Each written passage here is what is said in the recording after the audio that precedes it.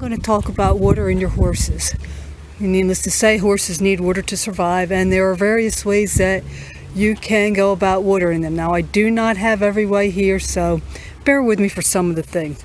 First thing you have is just a pan like this. They come in various sizes.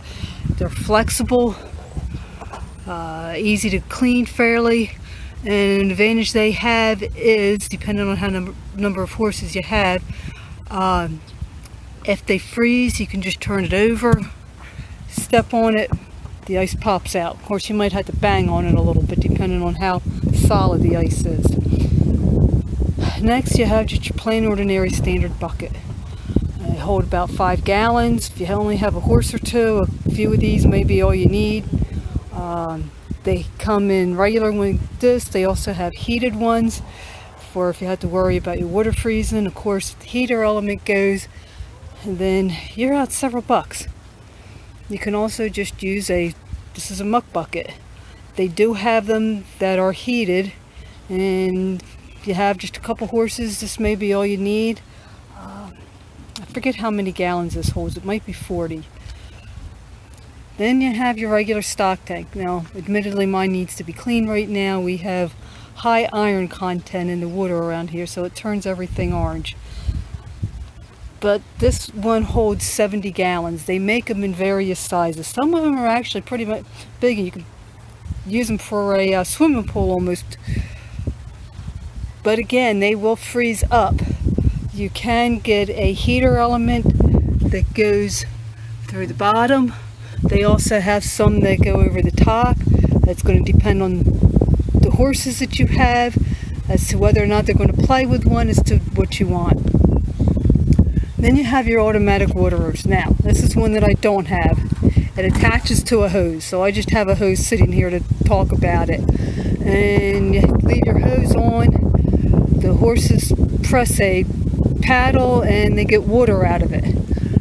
You cannot use them in the winter time. The hose would freeze solid. Using them in the summertime, if it's really hot out, then the water is going to be too hot for the horses to drink, and they're not going to be drinking. Plus, if your hose is not on real secure, if it has a leak where it goes on the faucet or hydrant, however you have it, it's going to have water going all over it.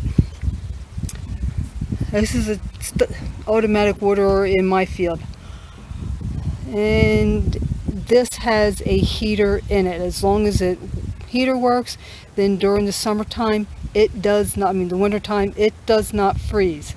However, this is very hard to clean.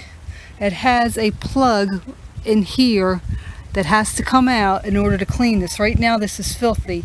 I could not clean it all winter long because it was just too cold. I was not about to stick my hand in water that was that cold.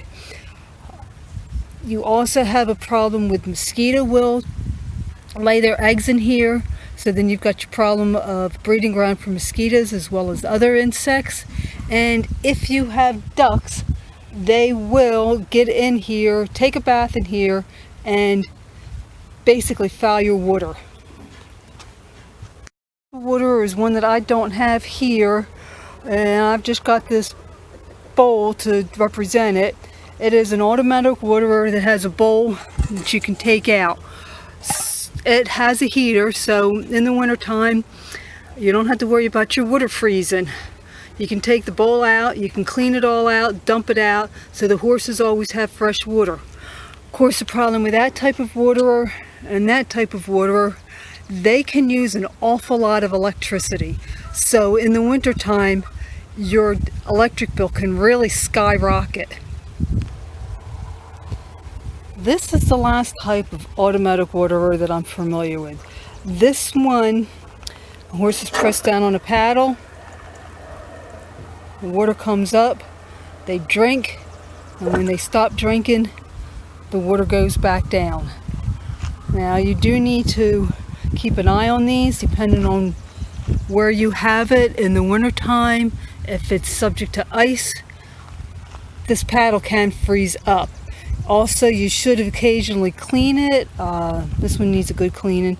because it can get sand and dirt in there and whatnot, which can gum up the works. But it uses no electricity. Plus, it does not need to be on any type of base. The other types of automatic waterers, they do need to be on a base. And like I said, you have to have the electricity running to them for the heater. So, those are your types of automatic waterers. As to what kind you want, it's going to depend entirely on your situation and what you like. So I hope you would enjoy the video and have a nice day.